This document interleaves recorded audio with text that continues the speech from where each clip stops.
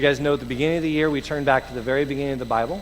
We've been looking through what happened in Genesis, starting with God's perfect creation. And then as we turned the pages and we started to see all the issues that were happening with people and all the imperfect things that we were doing. And today we get to a point where we get to see both reactions, both God and people acting in the same section in totally different ways. Things are going to collide a little bit here in the great scattering of Genesis 10 and 11. So we got 2 chapters to cover today, but to give you a heads up, we're going to spend most of our time on 9 verses. And those 9 verses are often called the Fall of Babel. And you notice I'm not calling it that for very good reason. We're going to talk about that. But what happens in these 2 chapters is one big thing. It's a great scattering. It is a spreading out. Okay? Now to give you a heads up about Genesis 10, because it's really important you know context. Not many people realize what happens on either side of what happened in Babel. Genesis 10, one slide. Here you go. Noah's kids had lots of kids. That's what God said, right? Bear fruit and multiply. I want a lot of you. And so Noah's kids, they start doing that. And then as those kids started to go out, they started to get divided. And the Bible tells us they were divided by 4 things. By land, by tongue, by clan, and by nation. In other words, we started to click up. And God doesn't do clicks. We talked about that a little bit last week. And people started to get divided and they started to get separated. And in the middle of that story, we zoom in on a guy named Nimrod. And I got a question for you guys. If I had someone up here and I called him a Nimrod, would that be a good thing or a bad thing? It's a bad thing, right? I asked a group of people once, they're like, oh, I don't know, that doesn't mean anything. I'm like, no, Nimrod's like a dope. Like, that's not like a good thing, right? Well, Nimrod here was a hero. He actually did do some pretty good things, and this guy Nimrod was tied to this place called Babel. And that's where we're going to spend most of our time today. It's Babel and what happened in the great scattering in Genesis 11, verses 1 through 9. And that's where we're going to spend most of our time this morning on that 9 verses. Now, before we get into the verses themselves, I want to give you a heads up on what you should be expecting generally. Most of the time when people think about this story, they think something bad happened. Okay? When I think about this story, I think about something good that happened. Something great, actually, that happened in response to what we humans did, something God did that is something that has been fundamental to God's mission for us in the world. What happened here was incredibly good. This is something we should be excited about. I want you to notice a couple of patterns here, because you'll notice this whole passage is in 9 verses, and there's a pattern I could even get into the Hebrew, but I'm not going to bore you, in how the verses are structured, that it goes up and that it goes down, just like the tower that they constructed. And this whole story is a series of interactions between us and God. And you notice with us, we start to do one thing. And you'll start to see that one, focusing on one group of people, one name, one tower, one place. And God's like, no. I said many. Not one. I want many of you. The other thing I want you to notice is this. As we build up, God says, no, go down. As we build up, we start to make ourselves look more apart. God's like, God, no. Don't do that. I want you down there. I'm up here. You are down there. And the other thing I want you to notice is they start to want to get stationary. And what we learn here is a settling. And this is a settling that you're going to see that happens throughout Genesis and really throughout the Bible. And God's like, I didn't tell you to be stationary. I told you to scatter. I told you to go. I told you I want many of you. I want you to populate the earth. Get out of here and fill the earth. And the last thing I want you to notice is, again, what you're going to see is human action followed by God's action. We love to talk about what we do and the things we can do and all the things we need to do to change the world. But we forget someone else is in charge of that. And his action is always going to trump our action. And here we get to see an actual interaction between human action and God's action. And it's fascinating what God does in response to what we do. So we'll start in with the human action of Genesis 11:1. Now all the earth was of one language and one set of words. Now when you first look at this, you think, that's good, right? Wouldn't it be nice if you could literally travel anywhere in the world and they spoke your language? And then you start to think about it, and you're like, but wait a minute, we would all be saying the same thing, the exact same way. And the more you think about it, you're like, that might be nice for a little bit, but over time, that would get remarkably boring. I want you to imagine this for a minute. Imagine that the tower actually worked and God didn't come down. What would have happened in the world if we all literally spoke the exact same one language? I don't know about you guys, but when I leave this place and I go to places where I intentionally put myself in the environment of those that are different, I grow. I'm changed, and that is a very good thing. When we all say the same thing and do the same thing, it gets shockingly boring. But over time, you'd have one language, you'd have one color, people would start to even look the same.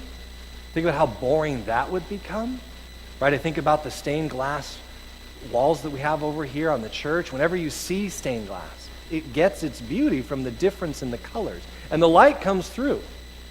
The light comes through, but it comes through differently based on different colors. God is glorified the most when we look different, not the same. And when we can give glory to Him being the one, it doesn't matter that we look different. And actually, God gets more glory if He can unify those who are different. Last thing is to think about this. If these people had all stayed in one place, they would have all looked the exact same. I'd be looking out at a bunch of people that look the exact same. You would leave this place and see people who look the exact same. Nothing would change. This would be incredibly boring and not at all what God has called us to do. Verse 2, so this group of people, and it was when they migrated to the east that they found a valley in the land of Shinar and settled there. So you notice what they do. They find a valley, someplace that's flat. And you should know that the name of this valley is Shinar. What Shinar means is watch of him who sleeps. Watch of him who sleeps. I think it has a double meaning. So we're watching over the people who fell asleep at the wheel on their assignment. God who said, bear fruit and multiply, spread out. And God's people are like, well, I don't really want to spread out. This is a nice valley. Let's settle here. Let's build up the valley and make it nice and tall. Watch of him who sleeps. And I also think it means watch of God, who looks down on this for a while and lets this happen for a little while and then says, we're going to have to go down there because this isn't going right. Watch of him who sleeps. Don't settle with God. First takeaway from the story. Don't settle with God. God may have more in store for you somewhere else. If God is calling you to do something, okay, so for real basic purposes, God has called me to go to the other side of this stage, and I start off on that journey, and I realize I'm in a different place, and things are slightly different, but I stand here and I'm like, well, over there looks kind of challenging, and there's people over there I don't know, but this feels nice. God, isn't this cool? I made it here. I'm no longer there. This is okay, right? I can just settle here. God's like, no, I told you to go over there. I called you to go there. Don't settle with God. If He's called you to do something, do that and go all the way with Him. Don't settle, don't stop. You'll see that happens here in this valley, and you'll see it happens in the life of Abram. God says, I want you to go all the way when I call you to do something. Verse 3, they said, each man to his neighbor, come now, let us bake bricks and let us burn them well burnt. So for them, brick stone was like building stone, and raw bitumen was for them like red mortar.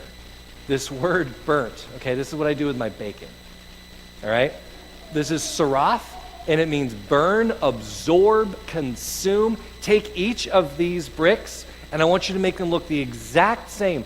Burn off anything about them that is impure, anything that is weak. In other words, get rid of all the differences. This is actually a very violent word. We're not called to do this. We're not called to absorb each other's differences and make each other look the same. We actually are glorious and beautiful as a people and as a church, and we can acknowledge that each of us are different and yet united in something outside of ourselves. And so this burning is in fact a bad thing. God says, don't do that. I want you guys to look different. That's a glorious and beautiful thing. The other thing I want you to notice is they're making these bricks because they're going solid. This is the first point in the Bible that people start to do something besides temporary. Remember Noah, right? And he has that little issue in his tent. They're living in tents. They're living in mobility. They're moving. Everything is soft. And all of a sudden they're like, no, we're not doing soft. We're going to make something solid and tall and make it about us. And this is a problem, and God pays attention to this. Verse 4, and they said, come now, let's build ourselves a city and a tower, its top in the heavens, and let us make ourselves a name, lest we be scattered over the face of all the earth.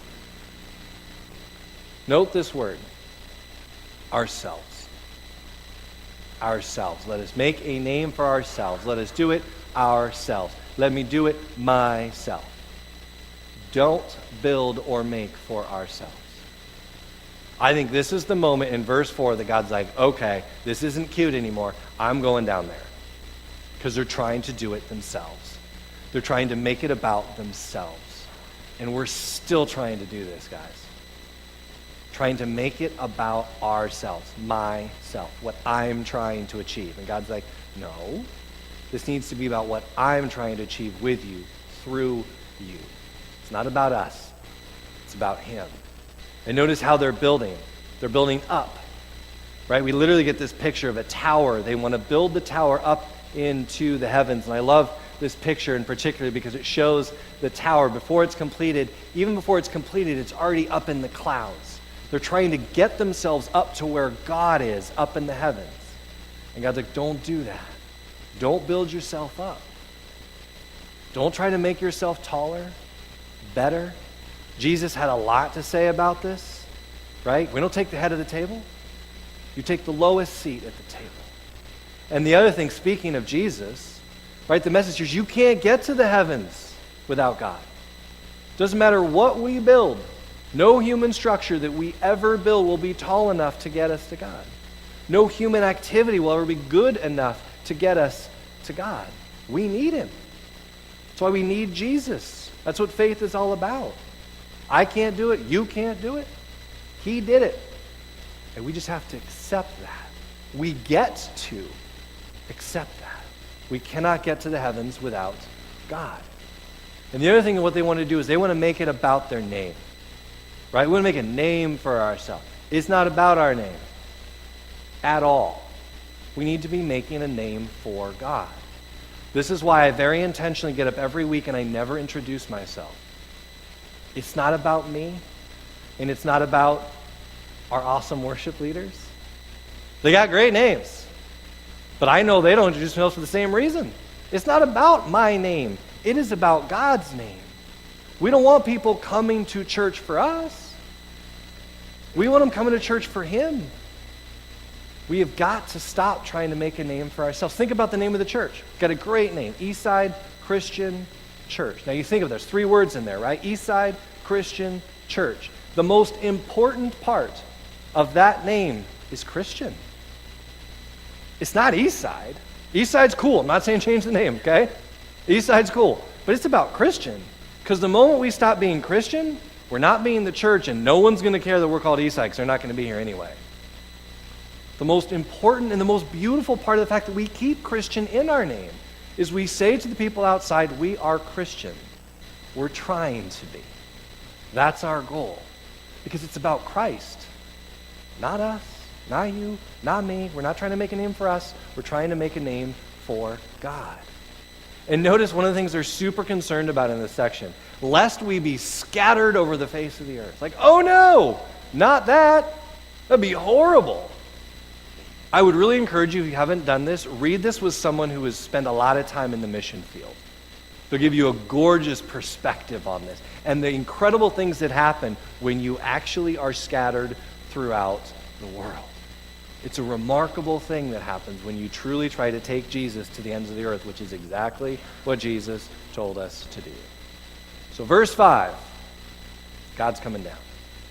But Yahweh came down to look over the city and the tower that the humans were building. Okay, I want you to notice something about this. If you've ever worked in an environment where you kind of work on your own and your boss isn't always around, they're not always watching, and you notice what happens when the boss comes in? or the manager's looking over your shoulder, start to act differently. And that's what happens here in verse 5. God comes down.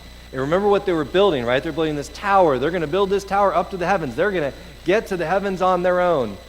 But nothing they can build gets them high enough that God doesn't have to come down just to reach them. He's mocking them. It's as if he literally comes down, and notice the us, we're going to talk about the us, and he says, look, a single people with a single language, and this is what they start to do? Now nothing they plan will be impossible for them.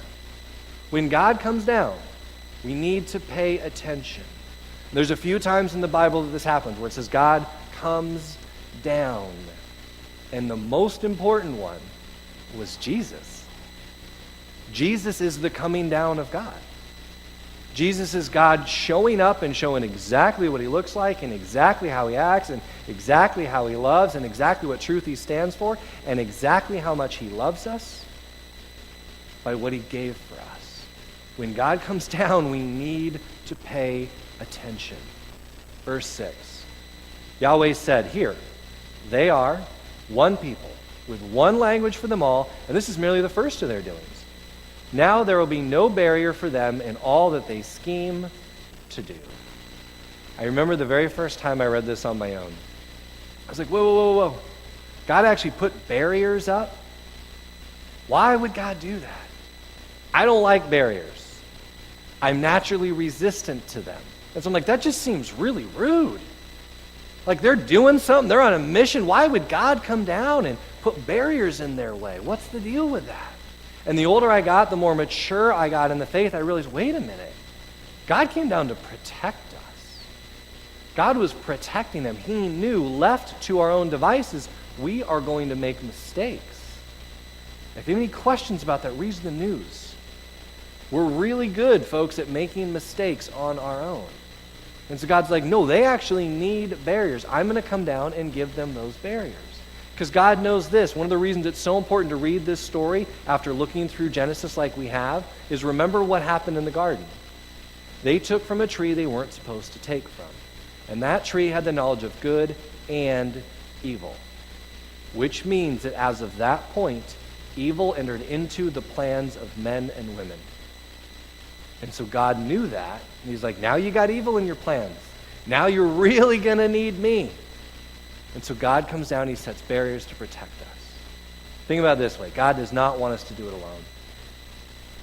Anything that we do, anything as a church, anything in your family, anything as an individual, he doesn't want you to do anything alone.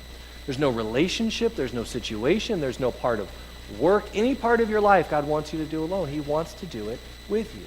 And the reason God wants to do that is because God's not cruel. He's a perfect parent. I mean, he is perfect at parenthood. And this makes sense to me a whole lot more now that I'm a parent. And I got to set barriers. And I got to set restrictions. And you know what would happen if I didn't? Yeah, you'd call DHS on me. I would be a neglectful, irresponsible parent. If I said, yeah, go crazy out in the street, whatever. Don't worry about the stairs. Don't worry about the sharp corners. It doesn't matter that that's hot. Knock yourself out. It's not what parenting is. It is about setting appropriate and responsible barriers because they don't know. I didn't know, and they didn't know in Babel. And so God comes down and says, no, you guys need some barriers. Now I'm going to come down and confuse things a little bit because you need me. Verse 7. So God says, come down. Let us go down. And there let us baffle their language, so that no man will understand the language of his neighbor. I love this coming down. I love that God says, let us go down. This is not a me. This is an us. So a lot of people depict this or they think about this as God coming down with angels, and I'm sure that angels were probably involved with this. But when I think about God coming down, I don't just think about like Father Yahweh God. I think about the whole Trinity coming down. We got Yahweh God, we've got Jesus who's there as the Word of God, and you've got the Spirit. Remember, the Spirit's been so involved with creation. All three of them, the great three in one, are coming down to show what community looks like. So let us go down, all three in one of us, and show them how to do this. And one of the things he does is he mixes and he mingles. He mixes things up and he causes us to mingle. The word that's used here is balal. It means mix or mingle or confuse or confound. So picture this. Like literally all of a sudden, if God came down and you didn't even speak the same language as the person sitting next to you in the pews, it'd be a little bit hard. How do we communicate? What do we do? Why in the world would God try to confuse us? Because if we're confused, we need God. If we're a little lost and we're not sure what to do, we need God. And God's like, that's exactly where I want you. Not necessarily confused, but needing me. If we cannot understand each other, we need God. Now, we've been thinking about this in terms of different languages. But the reality is probably most of us in here speak one language, if not multiple. When you speak multiple, phenomenal. But folks, even in English, we struggle to speak the same language. And God's like, I know, and that's why I gave you my word. It doesn't matter where you come from. It doesn't matter your family background. It doesn't matter what part of the world you've come from, what languages you've come from, what economic background you've come from. You want to know how to live? Read this book. It applies to you. It applies to everyone around the world, and it is the way. It doesn't matter that you're not going to have natural ways to relate. I got that covered. This is the way. Read this. Apply this. Live this. You do this, the rest of the stuff is not going to matter. Because when we're confused, we need God, and that's exactly where he wants us to be. Verse 8. So Yahweh scattered them from there over the face of all the earth, and they had to stop building the city. Scattering. Remember I mentioned this word last week? This is a very, very important word for us as Christians. The word scattering is fundamental to our mission as Christians, to go, to scatter. And what I want you to see here is this is not something that's just a story from Genesis 11. It's a story that goes through the entire Bible, where God's people try to do their own thing and make a name for themselves, and God's like, no, no, no, no, no. I told you, scatter. Happens in Genesis 11. We've already talked about that. God's people tried to do it with the promised land. They were so focused. God, just get us out of Egypt. Get us to this incredible place. Deuteronomy 4:27, and we're going to look at that passage. God's like, you're not going to be able to stay here. You're going to have to scatter. And then even Israel, they're really focused on having their own country and having their own ruler. And then 2 Chronicles 18:16, and we're going to look at this verse. God's like, no, you're going to be scattered. You're going to be scattered. The disciples, they're pretty excited about this. They had a whole group of people. They're following Jesus. Man, we got a group. We got a band of brothers. Can we just stay here and do our own thing? And Jesus was like, nope. You're going to scatter, and I'm leaving. And we're going to look at Luke 14 and a verse right from that passage. And then even in Revelation, the very last book of the Bible, there's a very convicting message to a church there that thought they could do it all on their own. And God says, nope, you can't, and I want you to scatter because you're not understanding. So we've already looked at Genesis 11. Look at Deuteronomy 4:27. The Lord will scatter you among the peoples. Only a few of you will be left among the nations where the Lord will lead you. And this starts to reveal why God does this. God scatters so he leads. He wants us to go throughout the earth so we're not comfortable on our own. We need him. We rely on him. He goes with us. And when we find ourselves scattered, we find ourselves relying on him, and we find ourselves encountering him, even in those different, uncomfortable, unusual situations with people that don't even speak our own language, guess what? God's there too. Look at 2 Chronicles 18:16. Then Micaiah said, I saw all Israel scattered on the mountains like sheep without a shepherd. And the Lord said, these have no master. Let each one go home in peace. And that home in peace is the master, God. They have no master on earth. What they need is that master that is the Lord. And the scattering is the good shepherd. This is a premonition of the coming of Jesus Christ. The one that they need to reunite them is not themselves. It's not a place. It's a God. It's a Jesus. It's the Spirit. Jesus just confirmed this. Look at Luke 14:28-30. I think this is a direct shot, by the way, at what happened in Babel. For which of you, intending to build a tower, does not first sit down and estimate the cost to see whether he has enough to complete it. Otherwise, when he's laid a foundation and is not able to finish, all who see it will begin to ridicule him, saying, this fellow began to build and was not able to finish. And the point here is this, is don't start building without me. God's got no problem with us building. He's not, I think, ultimately concerned with the height of our structures. What he's concerned about is trying to do it without him. And so again here he says, scatter. It is going to be scattered. Our plans are going to be confounded if we try to do it without God. God scatters, so he leads. And last, revelation. And I actually just got to hear this past week a pastor preach about this because he felt very convicted that his church was doing this.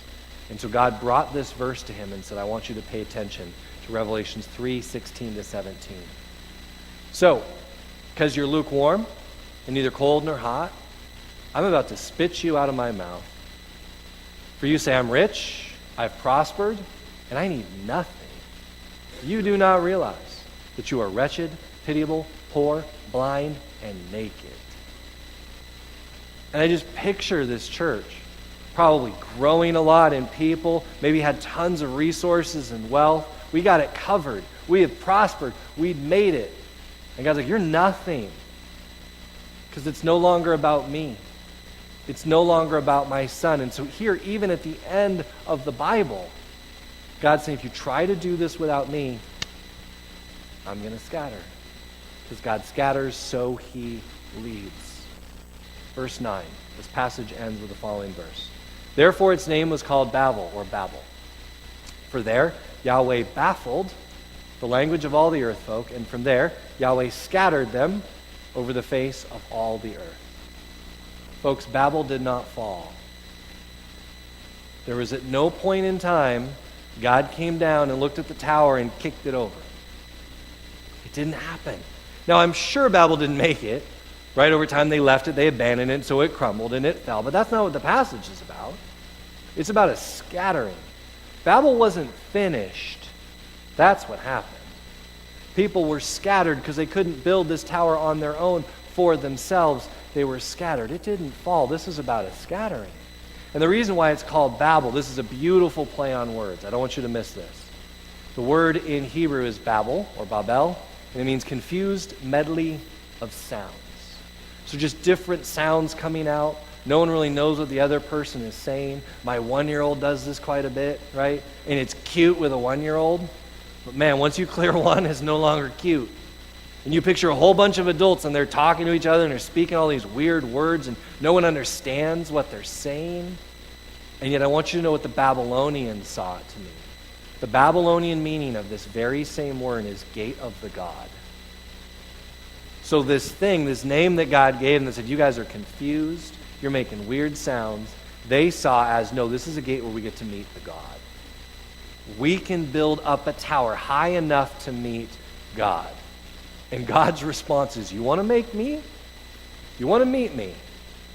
You make a mistake, I'm going to come down. You'll meet me. You might not like it, but that's how you meet me.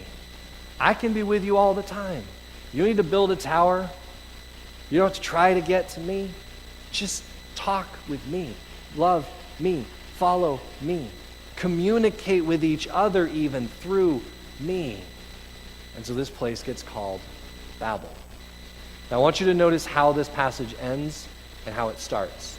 There's a phrase that's used in the first verse and the 9th verse, and it's actually used in the middle. All the earth. All the earth. God's like, remember your assignment. Your assignment wasn't go to the valley and settle there and be comfortable. Just go to all the earth. It's not about building up, it's about spreading out. There's a big earth out there with billions of people. What are we doing about it? This is why missions is so fundamental to the church. To this church, the church in general, that we all literally go. That yes, we support financially, which we do. That we pray for our missionaries. That we give them the resources that we give them. That we go on these trips like to Ecuador, Haiti, right? Because we want to add more to that list. Where are we going to spread the knowledge of Jesus Christ? It's not about building up, it's about spreading out, going to all the earth. That's why this is a great scattering. God has our best interests in his mind. Note I put his mind, because it might not be in ours. Even when God's view is different from ours, that's okay. And you might have been working on something that you thought was the greatest idea ever. And you might have even thought God has called you to do something, and maybe it's not going particularly well. Maybe it's time to check in with God and say, is this what you wanted me to do? Or is this what I wanted me to do? Because one of the stories that comes out of this passage, one of the reminders we get is that God scattered pride. He said, this isn't about your name. It's not about how tall you can build. It's not about what you want to do at all. It's about me. And he scattered that out of that place. The other thing God did is he created and he preserved differences. And this is one of my favorite parts of the story. God literally said, I don't want you guys all to be the same. And if you have any questions about this, look at your thumbprint. God made us different. Facial recognition technology works because we each have our own distinct faces, and that's good. That's better than good. That's great. God wants us to be different. What happened here is a blessing, not a curse. We're glorious when we stand before God with all of our differences and say, God, we unite not because we can on our own, but because of you.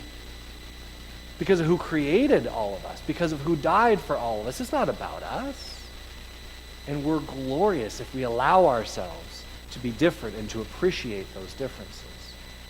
Now, after this passage, we've got several verses that come in Genesis 11. Like I said, we don't have time to go through each of them, but I can summarize them pretty basically up here. Noah's kids are still on assignment, all right? They're still having lots of kids. Bear fruit, multiply, check, check, check, doing that. Stories of kids after kids after kids after kids, and then you get Abram and Sarai. And they have no kids. And there's a stark contrast there. Everyone's having all kinds of children, and Abram and Sarai are just not. What's wrong with them? What's happening there? And of course, we're going to spend the next couple weeks talking about what happened with Abram become Abraham and Sarai become Sarah. But I want you to notice one other thing about what they did. They were going to set out for Canaan. They were supposed to get to the other side of the stage, but they stopped short. And that's part of the problem. We're going to talk about that. They didn't scatter. They didn't do what God said to do. I want you to scatter. I want you to go. That is our mission. That is why we're here as a church, to scatter. Now, on a practical level, what does that mean for us? What can we do, even on a daily basis individually, to seek this kind of diversity? Just do it. Just literally this week, just do something different. Go someplace you've never gone. Just because you haven't gone there. Stir it up a little bit. Meet someone new. As uncomfortable as that can be at times, you be the first one that says hello. You shake the first hand. You say the first hi. Meet someone new. You want to go bigger than that? Talk or work with someone of another culture or language. If you've done this, you know how remarkable it can be when people of different languages and cultures can come together. I once got to be a part of a prayer service. What we did a prayer breakfast, and we had people from 10 different countries and 10 different languages from around the world, and we had everyone come up and pray in their own language. And then behind them, we put on the screen their prayer in English. We asked each of them to translate it in English so we could understand, but we wanted to hear what came out of their mouths. The whole place was in tears by the time this thing was over. And one of the things that was so glorious was, one, we all got to hear the Spirit show up in 10 different languages, and we all got to see that the prayers that went on the screen were shockingly similar to ours. Even though our skin color might have looked different, and our languages were different, God was there. And we got to unite in Him. Because if you're thinking about how you're going to do all this different stuff, you're thinking this will be a little bit challenging. It's be a little hard to go someplace new and to do something new and to meet someone new. God knows that. So He says, unite in me. Unite in the great 3 in 1. Remember who God is. He's 3 in 1. He is different. He is the same. And so He creates us to do that, to be different and yet to unite. But we only do it in Him. We only do it if we follow the words in that book. once we intentionally seek this out. Now you should understand that this, for me, informs what I picture as the vision for the church. And when I say the church, I mean this church, I mean the global church. And this comes right out of what you see in Acts with the original church.